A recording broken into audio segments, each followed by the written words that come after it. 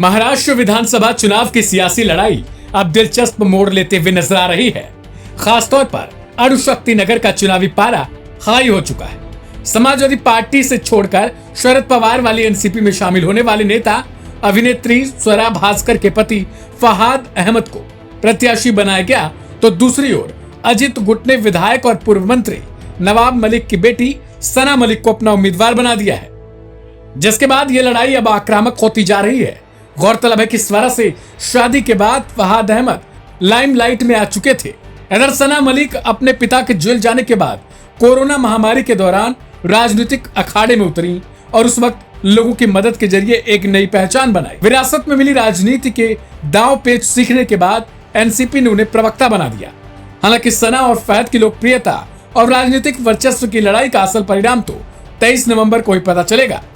Samajwadi party से NCP में जाने वाले फहाद को प्रत्याशी बनाए जाने पर उन्होंने कहा कि समाजवादी पार्टी और एनसीपी में कोई खास अंतर नहीं है, ये विचारधारा की लड़ाई है, इसमें हम सब साथ हैं। वही उन्होंने दावा किया कि इस विधानसभा में जीत उनकी तय है। I mean, as I told you earlier as well, कि समाजवादी पार्टी और शरद पवार साहब की एनसीपी में दोनों पार्टियों की जो जड़ें हैं वो समाजवाद से जुड़ी हुई हैं। मेरा जो मुझे आज एनसीपी शरद पवार साहब ने, सुप्रिया ताई सुले जी ने, जयंत पाटिल साहब ने, जितेंद्र आवाड साहब ने, रोहित पवार साहब ने जो मेरे पर भरोसा किया है, ये इस बात को दर्शाता है कि इस महाराष्ट्र के चुनाव में ना तो पार्टी महत्व रखती है, ना ही व्यक्ति महत्व रखता है, ना ही सिंबल महत्व रखता है।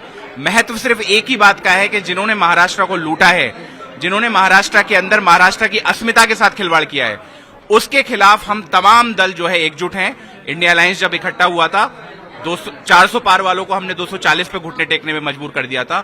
और आने वाले दिनों में महाविकास आघाड़ी जो महायुक्ति का करप्शन है, जिसमें छत्रपति शिवाजी महाराज की अस्मिता के साथ खिलवाड़ किया गया है, इसको लेके हम आने वाले दिनों में, और आपको एक बात और बताऊं, बहुत कम ऐसा होता है कि चुनाव का जनता इंतजार कर रही हो।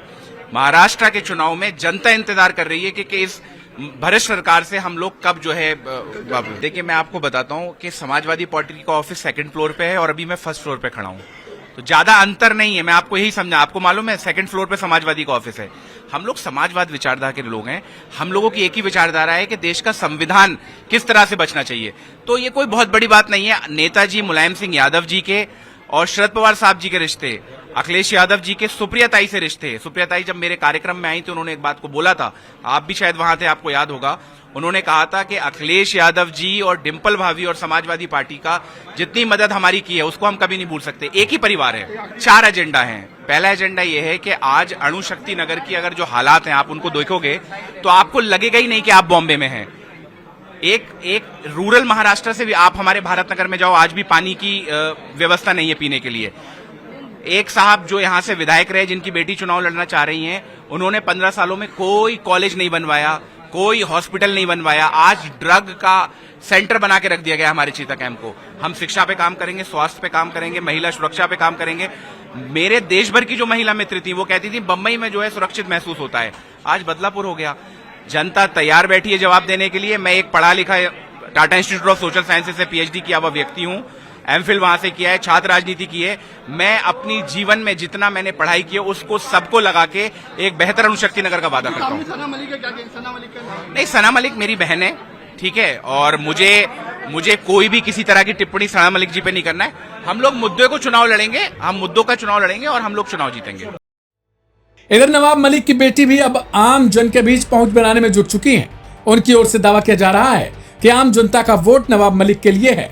हालांकि अब नवाब की जगह सना प्रत्याशी हैं, तो जाहिर सी बात है कि वोट नहीं मिलेगा।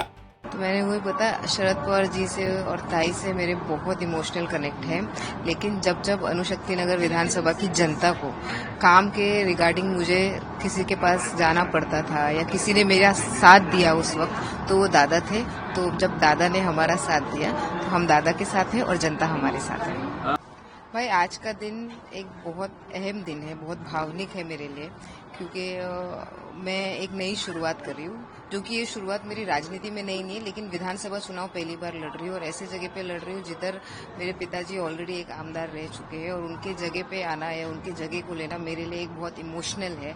और खासकर कि जब हमारे फैमिलीज के इतने इश्यूज हो चुके हैं, लेकिन लोग ये जानते हैं कि हम कितने हिम्मत वाले, कितने लड़ने वाले हैं। हमने कभी भी हमारे फैमिली के इश्यूज को लोगों के बीच में आने नहीं दिया और वो उसको दूर रखते हुए उनके शॉर्ट टर्म एब्सेंस में भी हमने पूरी ताकत से लोगों के बीच में अनुशक्ति नगर की जनता के लिए काम किया। लोगों ने मेरे ऊपर भरोसा दिखाया उनके एब्सेंस में और उनके आने के बाद भी वो भरोसा हमने कायम रखा और लोगों के ऊपर, लोगों का जो भरोसा था मेरे साथ वो रहा। लोग हमारे से प्यार करते हैं और वो जानते हैं कि ये लड़की अपने पिताजी के साथ और पिताजी के बगैर भी काम कर रही थी, तो ये हमारे लिए सही कैंडिडेट है। गौरतलब है कि नवाब मलिक मनी लॉन्ड्रिंग मामले में आरोपी हैं। साल 2022 में वो जेल भी गए थे।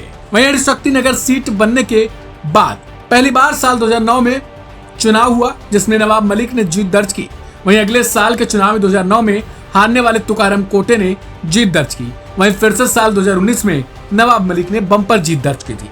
अब देखना दिलचस्प है कि 2023 के चुनाव में आखिर कौन जीतता है।